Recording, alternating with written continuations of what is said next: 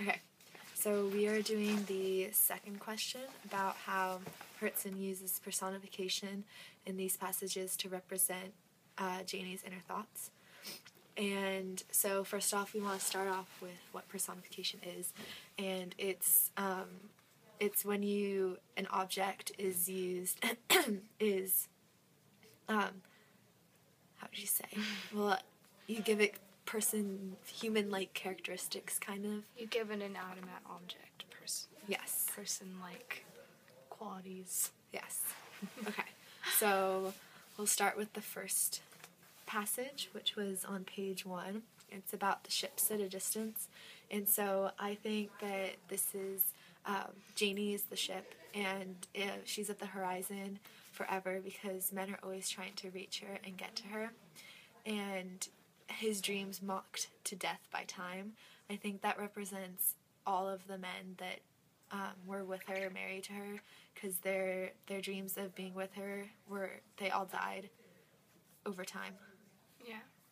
And I think that it was also that they were always trying to reach her, but they could never get with her, like, on a personal level because she was so closed off. Like, she kind of knew what she wanted after a while. Like, she wanted a man that, like, made her feel as if she wasn't, like, that girl, like, on a high pedestal, that she was free and just like everyone else. And I think, well, obviously Logan didn't make her feel that way, and Joe or Jody didn't make her feel like that either, but TK kind of, in the end, kind of did make her feel a little bit like that, even though maybe his qualities weren't what she wanted. Mm-hmm. Okay, so the next passage was on page 25, and do you want to start with that one?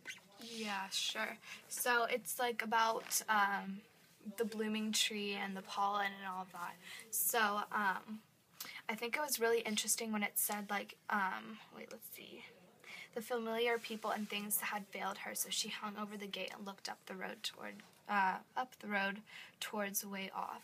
So basically, I think that for, like, her whole entire life, she had been locked up in, like, this whole, like, bubble, kind of, and when her grandmother died, and she kind of realized that her marriage with Logan didn't really mean love, she kind of realized that she had to get out, that she wanted freedom, and that's why, like, she started to hang over the fence, or, like, trying to get out of that little bubble.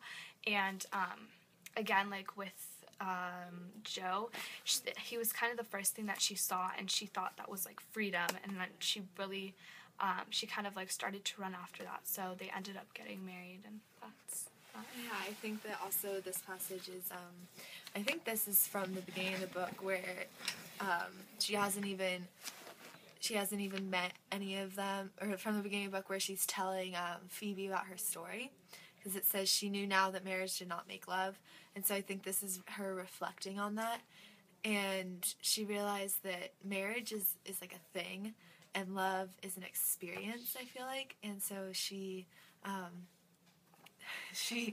needed the experience of love, and she knew that her first dream, which I think originally it was she wanted to have a happy marriage. She said Janie's first dream was dead, so she became a woman. She realized that that's not the only thing in life. Yeah, and you know, like, the Piglet and Pooh thing? Oh, God, okay. You know the Piglet and Pooh thing? Yeah, so, like, love isn't, like, a thing, it's an experience, basically, and, I mean, she hadn't experienced it yet, but she did know that she hadn't, because, Logan was definitely not, like, what she wanted it to be, him to be, and he was, I guess, ugly in her opinion, and he just wasn't the kind of person that she wanted, so she kind of pushed out of that. Okay, what do you think this third passage is about? The one, it talks about how she, the death of Joe and the pollen. Well, I don't really know. I mean, I think that it was mostly about, like, how she realized that Joe wasn't what she wanted him to be either. And that, he was her like way out of this little world, but then he kind of put her into a separate world, kind of, if that makes sense. He put her on this high chair. He didn't let her do anything, and she kind of also felt a little trapped. And it says like, let's see, she stood there until something fell off the shelf inside her, and then she went to like examine it, and she realized that it wasn't the flesh and blood figure of her dreams. And I really like the sentence. It says, just something she had grabbed up to drape her dreams over. And she had basically like draped this like personification. Yes. She like draped this ideal image of a man over him and then set him aside. And then like her entire marriage with him, she kind of, oh my god, this is really hard to explain. But she kind of like tried to imagine her life without him, kind of. But then she was thinking that he was her ideal man, but then he wasn't. And it just, she just didn't really have good luck with that. I agree with that. I think that she wanted him to be perfect, and she wanted him to be what she always wanted in a marriage and a man, and so she thought of him as that, but deep inside she really knew that that wasn't. And that goes into the next passage where it talks about the self-crushing love, and so so her soul finally crawled out of her hiding spot.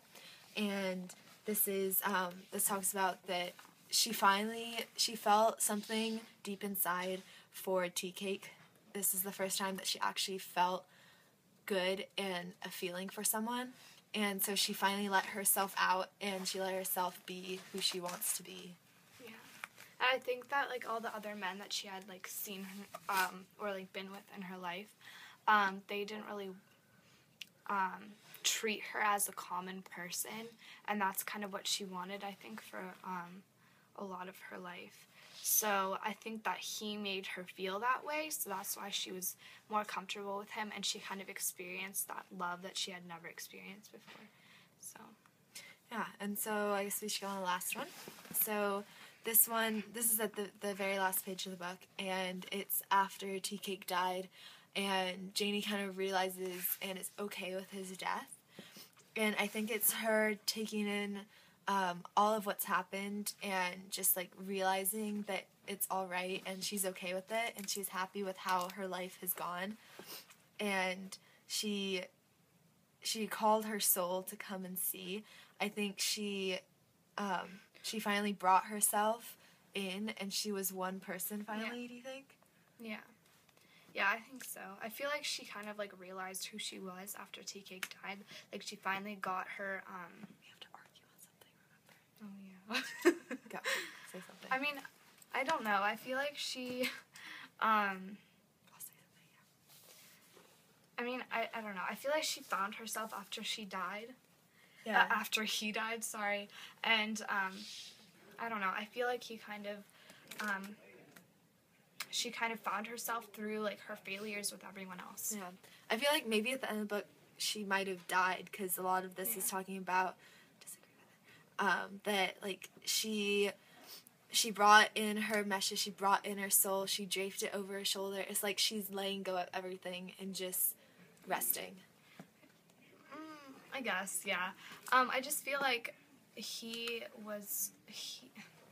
feel like she's never going to let go of it, but she might have just finally found the freedom that she'd always wanted.